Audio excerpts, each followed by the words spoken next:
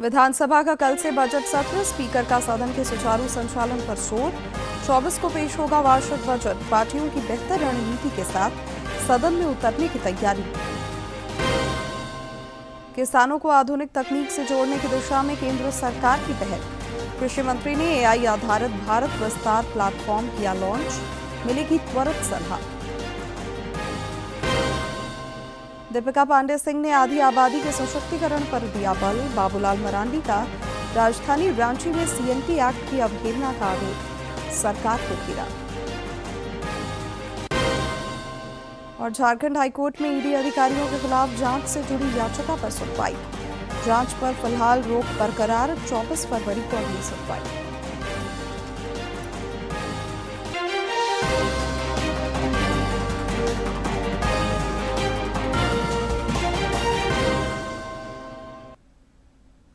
नमस्कार, खबरें झारखंड में आपका स्वागत है। मैं हूं शिवानी कुमारी और अब समाचार विस्तार से। प्रधानमंत्री नरेंद्र मोदी और फ्रांस के राष्ट्रपति इमैनुअल मैक्रों की आज मुंबई में मुलाकात होनी है।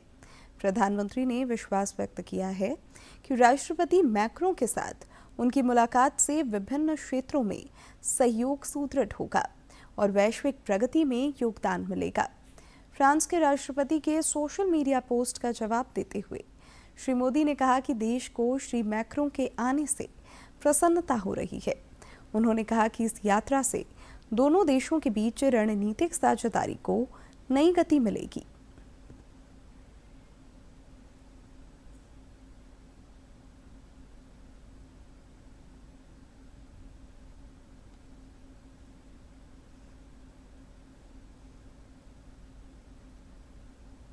केंद्रीय मंत्री अश्विनी वैष्णव ने कहा है कि तकनीक का इस्तेमाल समाज की वास्तविक समस्याओं को हल करने के लिए होना चाहिए। दिल्ली में एआई समिट से संबंधित प्रेस ब्रीफिंग को संबोधित करते हुए श्री वैष्णव ने कहा कि एआई का लोकतंत्रीकरण जरूरी है। तकनीकी अंतर भी सामाजिक विभाजन की तरह है, जिसे पाटना आवश्यक है। प्रधानमंत्री के विजन के तहत हम टेक्नोलॉजी को हर नागरिक तक पहुंचाने पर जोर दे रहे हैं। Technologies for solving genuine problems of the society. Tech neutrality, I think it's a very,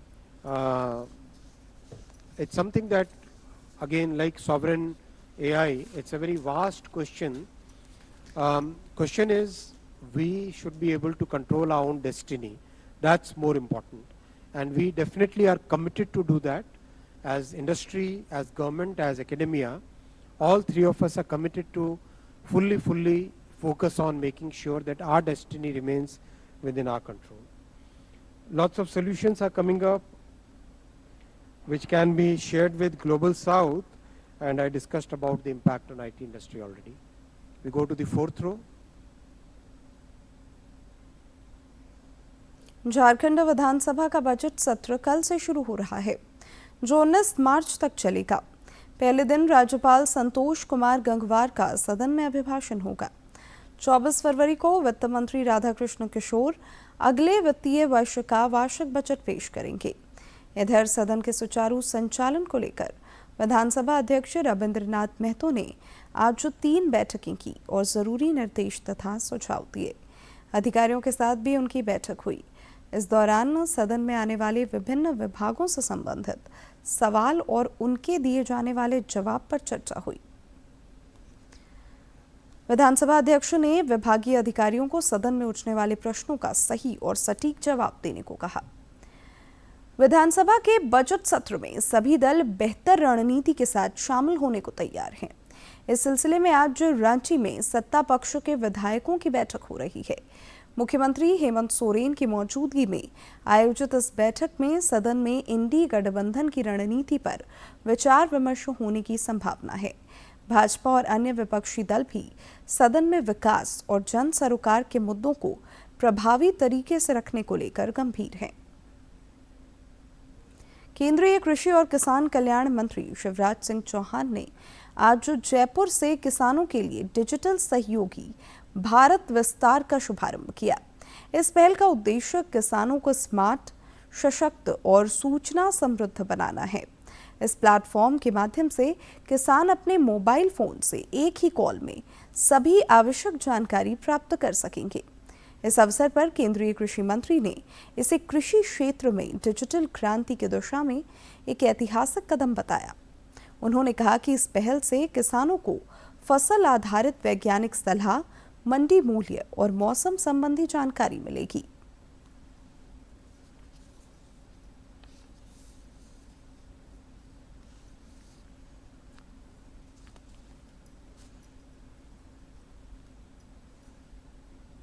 नाद है जिससे सारी जानकारियां आपके मोबाइल पर आपको मिलेगी और उसके बाद उन जानकारियों को लेके आप कौन सी फसल बोएं, कब बोएं, कहां बेचें, कौन सा खाद डालें, कितना डालें, इन सब चीजों को कर सकें। और अभी तो ये हिंदी में, फिर अंग्रेजी, हिंदी और अंग्रेजी में, इसके बाद इसको 11 भारतीय भाषाओं में विस्तार कर रहे हैं। गुजराती, बिहार में भी हिंदी, और इसके बाद फिर तमिल, बंगला, असमिया, कन्नड़, इनकी भी कोशिश कर रहे हैं, क्योंकि हमारे देश में अलग भाषा अलग वेश, फिर भी अपना एक देश। तो जो भाषा जिस प्रांत में बोली जाती है उस भाषा में किसान को सही जानकारी मिल जाए, इसलिए हम 11 भाषाओं में इसको विकसित करने का काम करेंगे। मेरे प्रिय बहनों और भाइयों, इस प्लेटफॉर्म पे हम अब पूरी कृषि व्यवस्था को जोड़ेंगे। सरकारी योजनाओं की जानकारी, पात्रता, आवेदन और शिकायत भी कि आवेदन इतने दिन से दिया है, कार्रवाई नहीं हो रही, फसल की योजना, उर्वरक सलाह, मिट्टी की सेहत, मौसम का पूर्व अनुमान, कीट प्रबंधन, मंडी भाव, बाजार की जानकारी, पशुपालन और मछली पालन से जुड़ी जानकारी भी ये हम देने का काम इस पर करेंगे। इसलिए आप कल्पना कर सकते हैं कि ये कितना उपयोगी। राज्यपाल संतोष कुमार गंगवार ने स्वतंत्रता संग्राम के अमर क्रांतिकारी एवं जनजातीय स्वाभिमान के प्रतीक वीर बुधु भगत को आज उनकी जयंती पर नमन किया। श्री गंगवार ने स्वतंत्रता सेनानी और जननायक के नाम से मशहूर भारत रत्न कर्पूरी ठाकुर को पुण्यतिथि पर विनम्र श्रद्धांजलि अर्पित की। राज्यपाल ने कहा कि सामाजिक न्याय और वंचित वर्गों के उत्थान के प्रति उनका समर्पण सदैव प्रेरणा स्रोत रहेगा। ग्रामीण विकास मंत्री दीपिका पांडे सिंह ने आधी आबादी के सशक्तिकरण पर जोर दिया है। रांची स्थित आवासीय कार्यालय में उनके जो SLPS से जुड़ी महिलाओं ने मुलाकात की। इस दौरान उन्होंने ग्रामीण विकास मंत्री को रांची के नामकुम प्रखंड में स्थित जेंडर रिसोर्स सेंटर के भवन के जीर्णोद्धार एवं अन्य आवश्यक बुनियादी सुविधाओं से संबंधित मांगों से अवगत कराया। ग्रामीण विकास मंत्री ने शीघ्र आवश्यक विभागीय कार्रवाई का भरोसा दिलाया और न्यायपूर्ण, समावेशी और सशक्त समाज निर्माण की प्रतिबद्धता दोहराई। प्रतिपक्ष के नेता और पूर्व मुख्यमंत्री बाबूलाल मरांडी ने आरोप लगाया है कि राजधानी रांची में खुलेआम CNT एक्ट की अवहेलना हो रही है। एक सोशल मीडिया पोस्ट में उन्होंने कहा कि न्यायालय के स्पष्ट आदेशों के बावजूद प्रशासन दखल दिहानी कराने में विफल साबित हो रही है। नेता प्रतिपक्ष ने कहा कि हेमंत सोरेन एक तरफ जल जंगल जमीन का नारा देते हैं, लेकिन दूसरी ओर दुमका से लेकर रांची, रामगढ़, धनबाद और जमशेदपुर तक आदिवासियों की जमीन पर कब्जा किया जा रहा है। उन्होंने कहा कि राज्य सरकार को इस गंभीर प्रकरण पर तत्काल संज्ञान लेना चाहिए। साथ ही एक उच्च स्तरीय समिति गठित कर पूरे राज्य, विशेषकर राजधानी रांची में आदिवासियों की जमीन पर कब्जा करने वाले माफियाओं और प्रभावशाली तत्वों के विरुद्ध सख्त कार्रवाई की जानी चाहिए। राज्य में निकाय चुनाव की गहमागहमी तेज है और प्रत्याशी वोटरों को लुभाने के लिए प्रचार वार में जुटे हैं। उम्मीदवारों ने जनसंपर्क अभियान भी तेज कर दिया है। झामुमो, कांग्रेस और भाजपा जैसी पार्टियां समर्थित उम्मीदवारों के पक्ष में माहौल बनाने में जुटी है। राजनीति का पारा भी लगातार बढ़ता जा रहा है और वाक युद्ध तेज है। चुनावी मैदान में दावों और वादों के साथ आरोपों और प्रत्यारोपों की छड़ी लगी है। राज्य निर्वाचन आयोग द्वारा तय कार्यक्रमों के अनुसार निकाय चुनाव की वोटिंग 23 को और मतगणना 27 फरवरी को होगी। निष्पक्ष चुनाव को लेकर सभी जिलों में प्रशासनिक तैयारियां जोरों पर हैं। विभिन्न दलों के नेता भी निकाय चुनाव में समर्थित उम्मीदवारों की वैतरणी पार कराने के लिए प्रचार और जनसंपर्क अभियान में खूब पसीना बहा रहे हैं। मंत्री हफीजुल हसन ने भी धनबाद में समर्थित उम्मीदवार के पक्ष में माहौल बनाने की कोशिश की। इस दौरान विधायक मथुरा प्रसाद महतो भी उनके साथ रहे।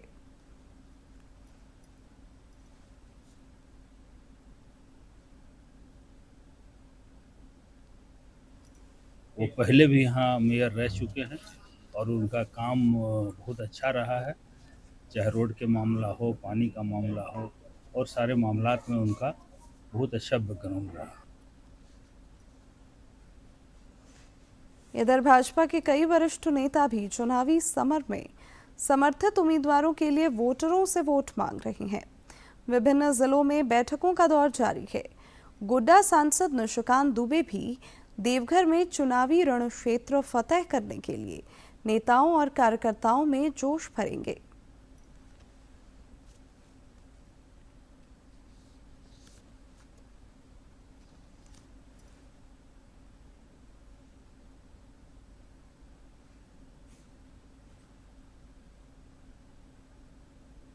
पार्टी ने जो निर्णय लिया है उस निर्णय के साथ खड़ा होना हमारा कर्तव्य है और आज से लेकर अब मैंने अपनी पूरी सूची जारी कर दी है कि किस दिन मैं कहाँ कैसे हूँ और 23 तारीख को देवघर में भारतीय जनता पार्टी के प्रत्याशी को वोट देकर ही मैं कहीं जाऊँ। सीबीएसई बोर्ड की परीक्षाएं आज से शुरू हो गई हैं। रांची में भी विभिन्न परीक्षा केंद्रों पर कदाचार मुक्त वातावरण में परीक्षा हुई।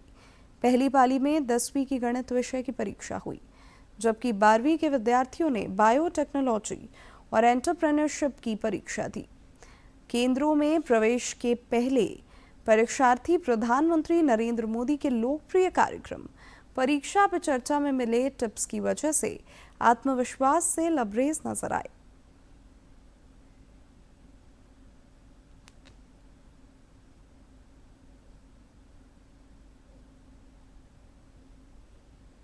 रांची में सीबीएसई बोर्ड परीक्षाओं के मद्देनजर यातायात को सुगम बनाने के लिए पुलिस आज तत्पर दिखी। अधिकारियों ने रांची के विभिन्न परीक्षा केंद्रों का निरीक्षण किया और पार्किंग समेत अन्य व्यवस्थाओं की जानकारी ली। इस दौरान पर्याप्त पुलिस बलों की तैनाती भी दिखी। पुलिस ने अभिभावकों से निर्धारित पार्किंग स्थल पर ही वाहन लगाने का आग्रह किया ताकि ट्रैफिक सुगम रहे।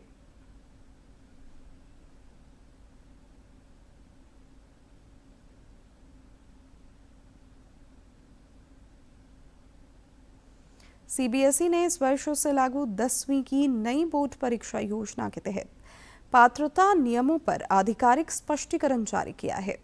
बोर्ड ने स्पष्ट किया है कि पहली बोर्ड परीक्षा में शामिल होना सभी विद्यार्थियों के लिए अनिवार्य है। यदि कोई छात्र पहली परीक्षा में 3 या उससे अधिक विषयों में अनुपस्थित रहता है तो वह दूसरी परीक्षा के लिए पात्र नहीं होगा।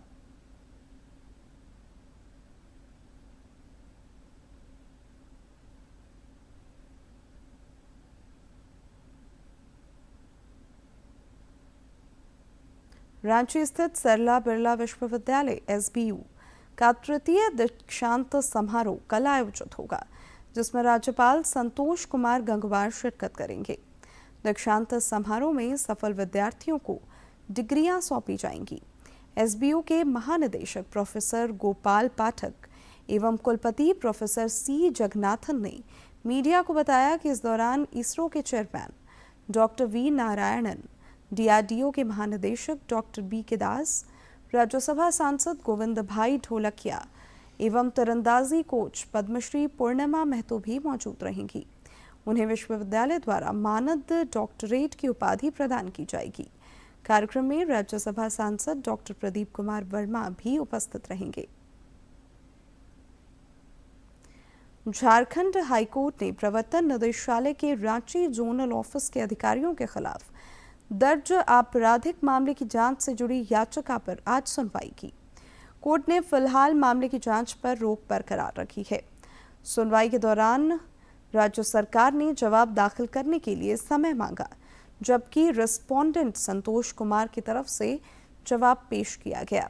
कोर्ट ने इस मामले की विस्तृत सुनवाई के लिए अगली तारीख 24 फरवरी तय की है।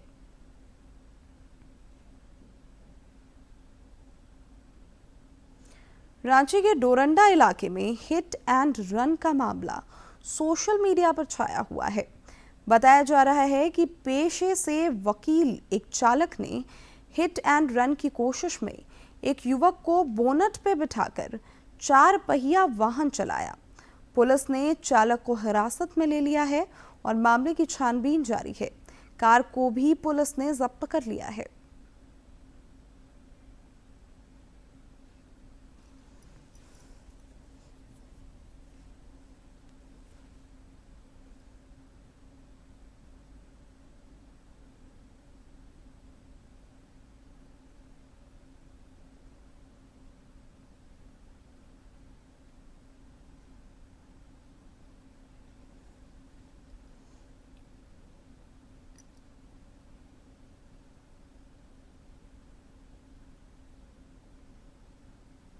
केंद्र प्रायोजित योजनाओं से विकास और जन कल्याण को नया आयाम मिला है। जामताड़ा में प्रधानमंत्री रोजगार सृजन कार्यक्रम काजल पंडित जैसे लाभार्थियों के लिए वरदान साबित हुई है।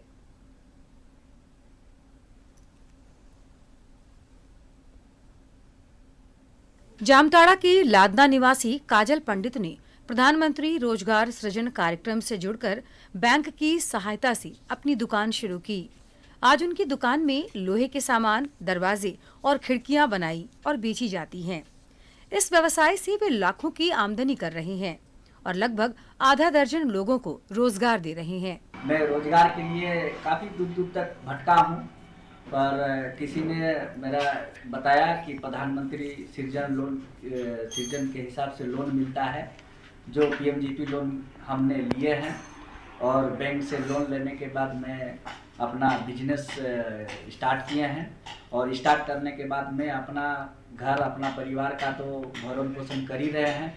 इसके साथ साथ में मैं यहाँ रोजगार भी 4-5 को मतलब आदमी को रोजगार दे रहे हैं। काजल पंडित की इस पहल से न सिर्फ उनका परिवार खुशहाल है, बल्कि आसपास के युवाओं को भी काम का अवसर मिला है।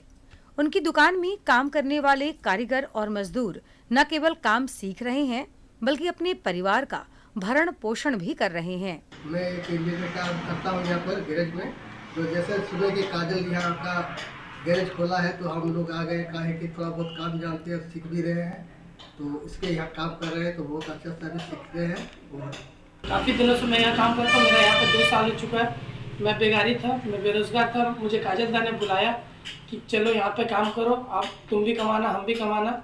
सरकार की तरफ से जो लोन मिला ये बहुत अच्छा है।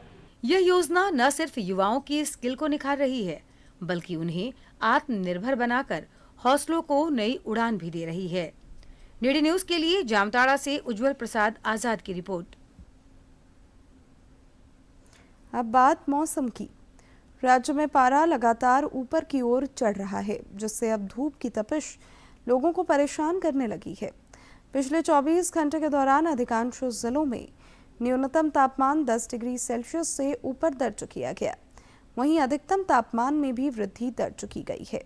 चाईबासा में अधिकतम तापमान 33.4 डिग्री सेल्सियस रिकॉर्ड किया गया, जो राज्य में सबसे अधिक रहा। सरायकेला में भी अधिकतम तापमान 33 डिग्री सेल्सियस से अधिक दर्ज हुआ। मौसम विज्ञान केंद्र के पूर्वानुमान के मुताबिक आने वाले 4 दिनों के दौरान तापमान में 3 से 4 डिग्री की बढ़ोतरी हो सकती है।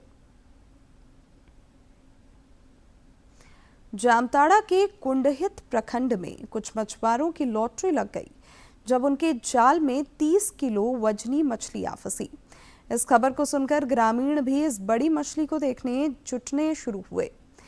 प्रत्यक्षदर्शियों ने बताया कि सुनाना के तालाब में मछुआरों को जाल डालने के बाद उन्हें काफी वजन का एहसास हुआ। मशक्कत के बाद जाल बाहर निकालने पर यह 30 किलो वजनी मछली उन्हें मिली।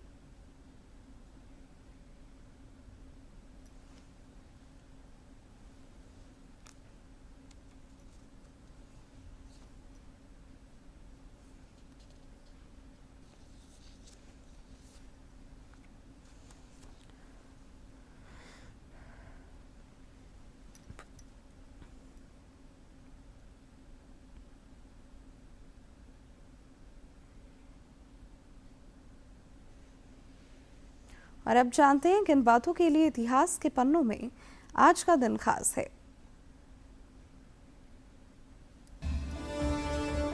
17 फरवरी वर्ष 1792 को बुधु भगत का जन्म रांची के चानो में हुआ। भगत एक महान स्वतंत्रता सेनानी थे। इन्होंने वर्ष 1832 में लरका विद्रोह का नेतृत्व किया था। बुधु भगत एक कुशल संगठनकर्ता भी थे। इन्होंने सिली, चौरैया, पिठौरिया, लोहदरगा और पलामू में लोगों को संगठित किया था। इनकी नेतृत्व क्षमता को देखकर लोग इन्हें देवतुल्य मानते थे। 17 फरवरी 1979 को चीन की सेना ने वियतनाम पर हमला किया था। इस युद्ध के पहले से दोनों देशों के बीच काफी अरसे से तनाव बना हुआ था। वियतनाम के उप विदेश मंत्री गुयेन को ताच ने विभिन्न देशों के राजदूतों को हनोई में बताया कि चीनी सेना ने वियतनाम के लगभग सभी सैन्य अड्डों पर कब्जा कर लिया था। दूसरी ओर चीन ने एक बयान में कहा था कि वियतनाम के हमलावरों को उचित जवाब देने के बाद चीन शांति के लिए बातचीत करने को तैयार है। दरअसल 1978 में वियतनाम ने चीन के मित्र देश कंबोडिया पर हमला किया था। उसके बाद वियतनाम पर अपने हमले को चीन ने कंबोडिया में उसकी दखलंदाजी की सजा करार दिया था। 17 फरवरी वर्ष 1883 में वासुदेव बलवंत फड़के का निधन हुआ। स्वतंत्रता संग्राम के शुरुआती दौर में इनका बड़ा योगदान रहा।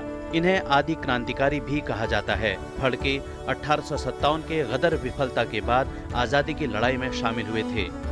इनका नाम ब्रिटिश सरकार के विरुद्ध सबसे पहले हथियार उठाने वालों में शामिल है। वर्ष 1879 में अंग्रेजों ने इन्हें गिरफ्तार कर आजीवन कारावास की सजा दे दी और अदन जेल भेज दिया गया, जहां तमाम शारीरिक यातनाएं सहने के बाद ये वीर गति को प्राप्त हुए। सेहत की बात में आज जो देखते हैं कब्ज की समस्या और योग के जरिए इसके निदान के बारे में।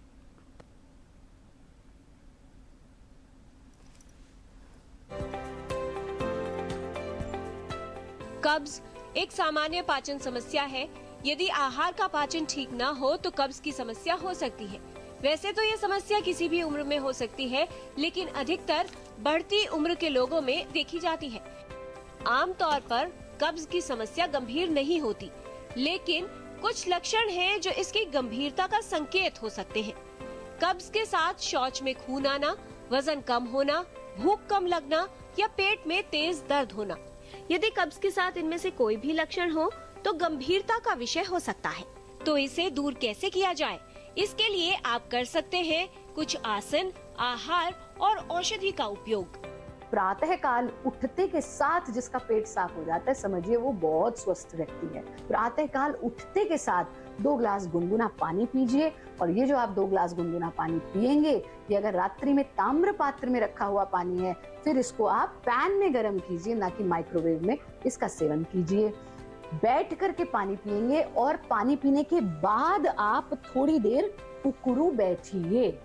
शंख आसन के लिए इस तरह से हम उकड़ू बैठ जाते हैं। उकड़ू बैठना, दोनों हथेलियों को अपने घुटनों पर टिका देना, दाएं घुटने को बाएं पंजे से छूना और बाएं तरफ ट्विस्ट करना, सांस छोड़ते हुए।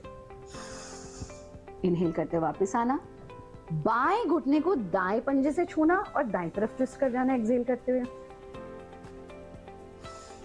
वापस आ जाए। बस इतना सा काम 10-10 बार रिपीट कर लीजिए। 5 से शुरू कीजिए, धीरे धीरे 10 पर ले जाइए। पैरों को ढीला छोड़िए, शरीर को ढीला छोड़ दीजिए। दूसरा अभ्यास जो आप करेंगे वो है तिर्यक भुजंग आसन का अभ्यास। तिर्यक भुजंग आसन के लिए हम अपने पेट के बल लेट जाते हैं, दोनों हथेलियां जमीन पर टिकी हुई है, ठुड्डी जमीन पर है। सांस भरते हुए सीना ऊंचा, चेहरा ऊंचा, रीढ़ सीधी, पीछे नहीं झुकना है। इसमें इस स्थिति में आना, एड़ी पंजे मिला लीजिए। अब सांस छोड़ते हुए बाईं तरफ से ट्विस्ट करना, दाईं एड़ी को देखने का प्रयास। सांस भरते हुए वापस, सांस छोड़ते हुए दाईं ओर से ट्विस्ट करना, बाईं एड़ी को देखने का प्रयास। सांस छोड़ते हुए वापस। जब आप 5 से 10 बार दोनों तरफ ये मूवमेंट कर ले, फिर आप सांस छोड़ते हुए वापस आएंगे, हाथों का तकिया बनाएंगे, पैरों को खोल लेंगे, शरीर को शिथिल छोड़ देंगे, ढीला छोड़ देंगे, और फिर हाथों का सहारा लेकर धीरे से अपने आसन में बैठ जाएं। ये बहुत सरल से काम आप नियमित रूप से कीजिए।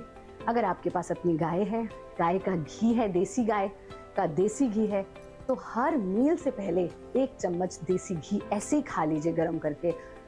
कोष्ठबद्धता के लिए, कॉन्स्टिपेशन के लिए ये एक रामबाण उपाय है। आपके आंतों के अंदर जब वात बढ़ेगा तो क्या होगा, ड्राइनेस होगी, रुक्षता होगी।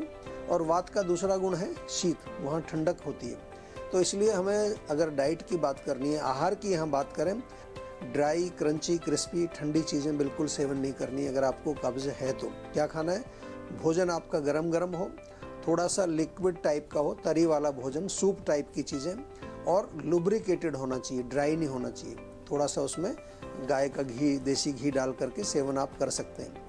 अगर हम फ्रूट्स की बात करते हैं तो पपीता बहुत अच्छा है, अमरूद आप खा सकते हैं। इसके अलावा रात को आप 2 पीस अंजीर, 7-8 किशमिश भिगो दीजिए, सुबह उनको खाइए, पानी भी पी लीजिए। दिन भर गुनगुना पानी पिए। पानी में अगर थोड़ा सा नींबू डाल करके निचोड़ करके पिएंगे वो भी बहुत फ़ायदा करता है। ठंडा पानी नहीं पीना है। और अगर हम वैसे जनरल रेसिपीज़ की बात करें तो आप जो है वेजिटेबल दलिया, यानी कि दलिया में कुछ सब्जियां डाल के वो बना सकते हैं। खिचड़ी बहुत अच्छी है। गेहूं का दलिया भी खा सकते हैं, लेकिन ध्यान रहे कि वो होल ग्रेन होना चाहिए, उसमें रिफाइंड नहीं होना चाहिए कुछ भी। और साथ में आजकल ओट्स का दलिया मिलता है, वो सेवन कर सकते हैं। मूंग दाल की खिचड़ी आप खा सकते हैं। फाइबर युक्त सब्जियां बहुत अच्छी हैं, लौकी है, तोरी है, टिंडा है, पालक है, मेथी है, बथुआ है। जो पत्तेदार सब्जियां जिनमें फाइबर होता है वो बहुत अच्छी रहती हैं, क्योंकि उससे हमारा पेट साफ होता है। अब अंत में मुख्य समाचार एक बार फिर।